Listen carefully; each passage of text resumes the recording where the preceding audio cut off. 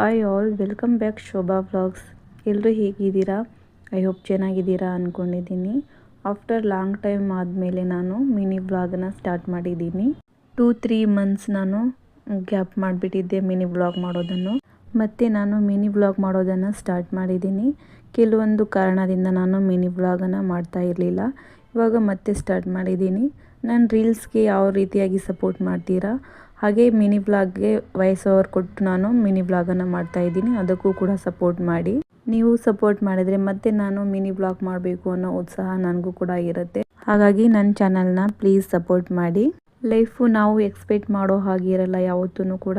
So ನಮ್ಮ ಲೈಫಲ್ಲೂ ಕೂಡ changes ಕೂಡ ಇರುತ್ತೆ. ಮತ್ತೆ ಏನೋ ಅಂದ್ಕೊಂಡಿರ್ತೀವಿ, ಇನ್ನೇನೋ ಆಗಿರುತ್ತೆ. ಎಲ್ಲರ ಲೈಫಲ್ಲೂ ಒಂದಲ್ಲ ಒಂದು ಪ್ರಾಬ್ಲಮ್ ಇದ್ದೇ ಇರುತ್ತೆ. ಏನು ಮಾಡೋದಕ್ಕಾಗಲ್ಲ.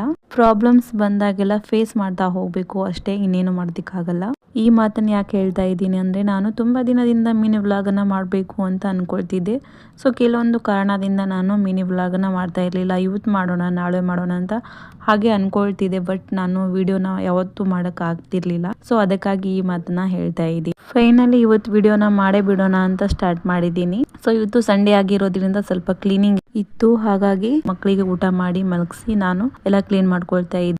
ಬಟ್ಟೆ ಎಲ್ಲ ಒಣಗಿತು ಅಂತ ಅದನ್ನು ತೊಗೊಂಡು ಬಂದು ಮಡ್ಚಿಟ್ಟು ಕಸ ಗುಡಿಸಿ ನಂತರ ನಾನು ಕಿಚನ್ ಕಡೆ ಬಂದೆ. ನಂತರ ನಾನು ಪಿಂಗಾಣಿ ಜಾರೆಲ್ಲ ತೊಳೆದಿಟ್ಟಿದೆ. ಸೊ ಅದಕ್ಕೂ ಕೂಡ ಉಪ್ಪೆಲ್ಲ ಫಿಲಪ್ ಮಾಡಿಕೊಂಡೆ. ನಂತರ ಆಯಿಲ್ ಬಾಟಲ್ ಇಡುವಂಥ ಸ್ಟ್ಯಾಂಡ್ ತುಂಬಾ ಮೆಸ್ಸಿ ಆಗಿತ್ತು. ಅದನ್ನು ಕೂಡ ಎಲ್ಲ ಕ್ಲೀನ್ ಮಾಡಿಕೊಂಡು ಎಲ್ಲನೂ ಎತ್ತಿಟ್ಕೊಂಡೆ. ನಂತರ ಸ್ವಲ್ಪ ಡ್ರೈ ಫ್ರೂಟ್ಸ್ನ ತಗೊಂಡು ಬಂದಿದ್ದೆ, ಅದನ್ನು ಕೂಡ ಎಲ್ಲ ಫಿಲಪ್ ಮಾಡಿಕೊಂಡೆ. ಸ್ವಲ್ಪ ತರಕಾರಿಗಳು ಇತ್ತು, ಅದನ್ನು ಕೂಡ ಎಲ್ಲನೂ ಕ್ಲೀನ್ ಮಾಡಿ ಸ್ಟೋರೇಜ್ ಬಾಕ್ಸಲ್ಲಿ ಹಾಕಿ ಇಡ್ತಾ ಇದ್ದೀನಿ. ಸಂಡೇ ಒಂದು ದಿವಸ ನಾನು ಎಲ್ಲನೂ ಕ್ಲೀನ್ ಮಾಡಿ ಇಟ್ಕೊಂಡ್ಬಿಡ್ತೀನಿ. ಹಾಗಾಗಿ ಡೈಲಿ ಕ್ಲೀನ್ ಮಾಡೋ ಅವಶ್ಯಕತೆ ಇರಲ್ಲ. ಬೆಳಗ್ಗೆ ಟೈಮ್ ನನ್ನ ಮಗಳು ಸ್ಕೂಲಿಗೆ ಹೋಗೋದಿರುತ್ತೆ, ಅರ್ಜೆನ್ಸಿ ಇರುತ್ತೆ.